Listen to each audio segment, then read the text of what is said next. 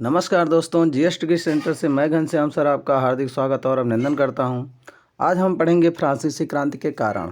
तो सबसे पहले हम फ्रांसीसी क्रांति के बारे में जानते हैं। फ्रांसीसी क्रांति की बात करें दोस्तों, फ्रांसीसी क्रांति जो हुई थी वह 1789 ईस्वी को हुई थी और 14 जुलाई 1789 को बास्तील जेल के पतन के साथ ही फ्रांसीसी क्रांति का आरंभ हो जाता है। फ्रांसीसी क्रांति के समय वहाँ के राजा लुई 16वें और उनकी पत्नी मैरी आंतोआन थे, जो ऐशो आराम की ज़िंदगी व्यतीत करते थे। फ्रांसीसी क्रांति के दौरान ये लोग क्या करते थे कि जब भी इन्हें पैसे की कमी होती थी तो नया कर लगा देते थे।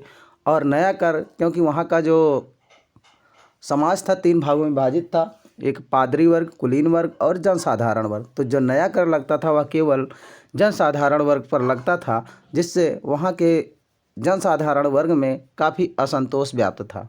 और इन्हीं असंतोष के परिणाम स्वरूप फ्रांस में क्रांतियाँ हुई। इसके अलावा कई अन्य कारण हैं जिसको हम देखते हैं। तो चलिए हम देखते हैं फ्रांसीसी क्रांति के कारण। फ्रांसीसी क्रांति के कारण फ्रांस की 1789 ईस्वी की क्रांति संसार की एक अनोखी घटनाओं में से एक थे और फ्रांस की अव्यवस्थित राजनीतिक, आर्थिक और सामाजिक दशा के कारण फ्रांस की क्रांति के बीज अंकुरित हुए।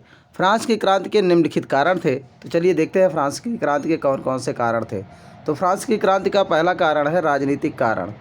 राजनीतिक कारण हम देखते हैं कि 18वीं सदी के उत्तरार्ध में राजा की जो निरंकुशता, अयोग्यता एवं शासन संबंधी अनियमितताओं ने जनता को क्रांति के लिए क्या किया था, प्रेरित किया था। क्योंकि जो राजा था वहाँ का वह निरंकुश और स्वेच्छाचारी था, मनमानी तरीके से कार्य करता था, जिससे जनता में असंतोष व्याप्त था। दूसरा है, फ्रांस के राजा ने अपनी शान शौकत को पूरा करने के लिए फ्रांस के राजकोष का दुरुपयोग किए और जिसका जनता ने जोरदार विरोध किया। तीसरा क्या है, फ्रांस के असमान और अनिश्चित कानून से भी जनता परेशान थी, क्योंकि करों का भुगतान केवल जनसाधारण वर्ग को ही करना पड़ता था, जिससे गरीब जनता करों के भारी बोझ से दबी हुई थी, जो फ्रांसीसी क्रांति का क्या बनती है, कारण बनती है। ये तो था राजनीतिक कारण। अगला हम देखते हैं आर्थिक कारण क्या है। आर्थिक कारण, राजघरानों में जो धन था वह राजघरानों में धन पानी की तरह बहाया जाता था। इसके इर्द गिर्द घूमने वाले लोग जन कल्याण की ओर ध्यान न देकर अपने निजी स्वार्थों में पूर्ति में लगे रहते थे। इंग्लैंड और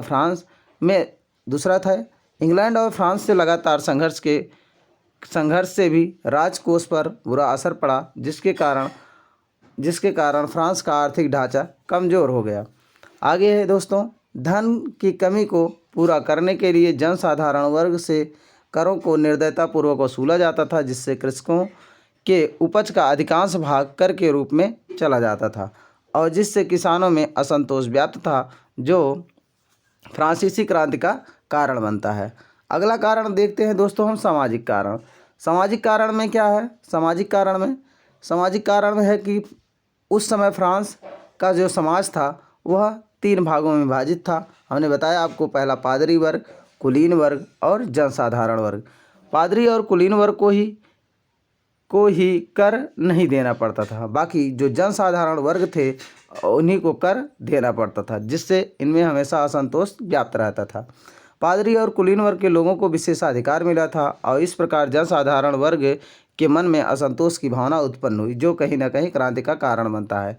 इसके अलावा और फ्रांसीसी क्रांति के कारण में आप देख सकते हैं कि दार्शनिक तथा लेखकों के विचारों का प्रभाव भी फ्रांसीसी क्रांति का कारण बनता है। जैसे उस समय फ्रांस के महान दार्शनिक थे रूसो, मॉन्टेस्क्यू, लॉक आदि। इन लोगों के प्रभाव के कारण भी फ्रांसीसी जनता जागरूक हुई। जैसे इन विचारकों ने फ्रांस के लोगों को सामाजिक, आर्थिक और राजनीतिक व्यवस्था में व्याप्त बुराइयों को अपने लेखों से माध्यम से उजागर किया। जैसे रूसो की पुस्तक थी सोशल कॉन्ट्रैक्ट, जिससे फ्रांसीसी जनता जागरूक हुई। इनके विचारों के प्रभाव से फ्रांसीसी जनता जागरूक हुई और विद्रोह के लिए तैयार हुई। फ्रांस के दार्शनिकों ने फ्रांस की दयनीय दशा के बारे में अपने विचारों और लेखों के माध्यम से जनता को यह बताने का प्रयास किया कि उनके दुख और दर्द का कारण फ्रांस की भ्रष्ट राजतंत्री प्रणाली है। इस तरह हमें इस राजतंत्री प्रणाली को ही उखाड़ फेंकना चाहिए। अगर राजतंत्री प्रणाली नहीं रहेगी तो हमारी यह दयनीय दशा नहीं रहेगी। आगे, जिससे फ्रांस में एक बौद्धिक जागृति का संचार हुआ। इनके विचारों और लेखों और विचारों के माध्यम से फ्रांस में एक जागृत बौद्धिक जागृति का क्या हुआ, संचार हुआ। इसके आगे देखते हैं दोस्तों फ्रांसीसी क्रांति का अगला कारण। फ्रांसीसी क्रांति का अगला कारण है तत्कालीन कारण। तत्कालीन कारण क्या था? वित्तीय संकट के समाधान हेतु लुई 16वें ने 1789 में स्टेट जनरल की एक बैठक बुलाई, एक अधिवेशन बुलाया और नए कर लगाने का प्रस्ताव पारित किया, किंतु जनसाधारण वर्ग ने इसका जमकर विरोध किया और मांग की कि स्टेट जनरल की संयुक्त बैठक बुलाई जाए जिसमें तीनों वर्ग के लोग शामिल हों, किंतु राजा ने उनकी इस मांग को अस्वीकार कर दिया। आगे है, इसके विरोध में जनसाधारण वर्ग ने टेनिस कोर्ट के मैदान में इसके विरोध में जनसाधारण वर्ग ने टेनिस कोर्ट के मैदान में इकट्ठा होकर संविधान बनाने की तैयारी प्रारंभ कर दी। इससे जन विरोध के कारण राजा को झुकना पड़ा, परंतु राजा ने एक गुप्त योजना के माध्यम से स्टेट जनरल को समाप्त करने की योजना बनाई और इसकी सूचना जैसे ही मिली तो जनसाधारण वर्ग ने 14 जुलाई 1789 को फ्रांस में जनसाधारण वर्ग द्वारा एक भीषण क्रांति प्रारंभ हो गई और इसी क्रांति को फ्रांसीसी क्रांति के नाम से जानते हैं। और ये रहा दोस्तों फ्रांसीसी क्रांति का कारण। अगर आपको हमारा वीडियो पसंद आया हो तो हमारे वीडियो को लाइक, कमेंट, शेयर जरूर करें। धन्यवाद।